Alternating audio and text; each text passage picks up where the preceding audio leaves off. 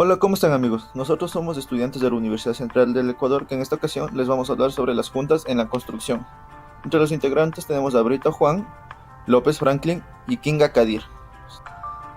Existen tres tipos de juntas: juntas de construcción o juntas frías, juntas de dilatación y contracción, juntas sísmicas, es decir, espaciamiento entre estructuras.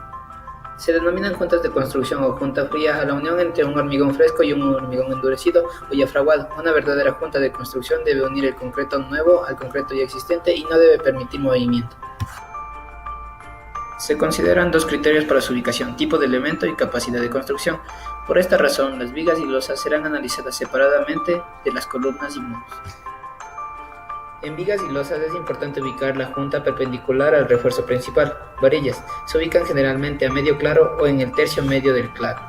Las juntas de construcción constituyen planos potenciales o vulnerables al deslizamiento por corte. Recomendaciones: limpiar junta por chorro o por cepillo, humedecer el concreto existente, vibrar adecuadamente el concreto nuevo para optimizar su adherencia, no dejar charcos de agua en la superficie mojada.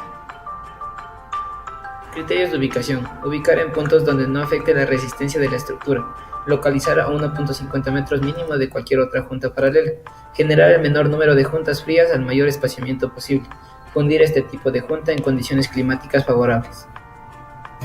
Ahora veremos juntas sísmicas. En todos los elementos de la estructura deben diseñarse y construirse para que actúen como un solo sistema estructural a efectos de resistir el sismo de diseño, a menos que intencionalmente se separen unos de otros una distancia suficiente para evitar problemas de colisión entre ellos. Localización de juntas sísmicas. Estas deben ubicarse en un sitio donde el impacto hacia una estructura adyacente sea el mínimo o nulo, por lo cual tenemos los siguientes criterios de ubicación. A. Cuando ya existe una estructura colindante en la cual hay una separación previa con respecto al lindero del terreno, tenemos dos casos. Y B. Cuando ya existe una estructura colindante en la cual no existe una separación con respecto al lindero del terreno, tenemos tres casos. Como último tema tenemos las juntas de dilatación y de contracción, donde según la CI 224.3R nos menciona que una estructura no puede fabricarse continuamente a causa de los cambios de temperatura. Estas se dividen en las juntas de dilatación, que se usan para aislar unidades adyacentes de una estructura.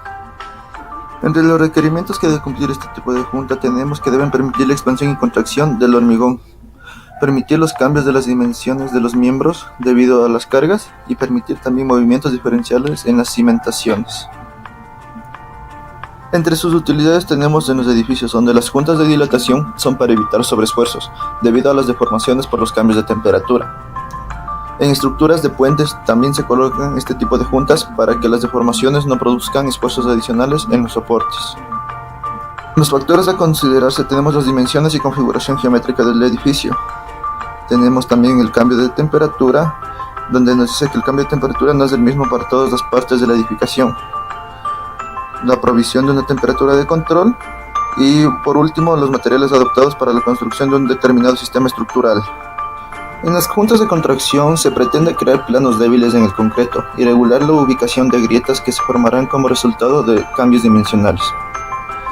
Para el espaciamiento de las juntas tenemos que la separación de las juntas de contracción deben de factores tales como el espesor de losa y el rozamiento de la capa de la base.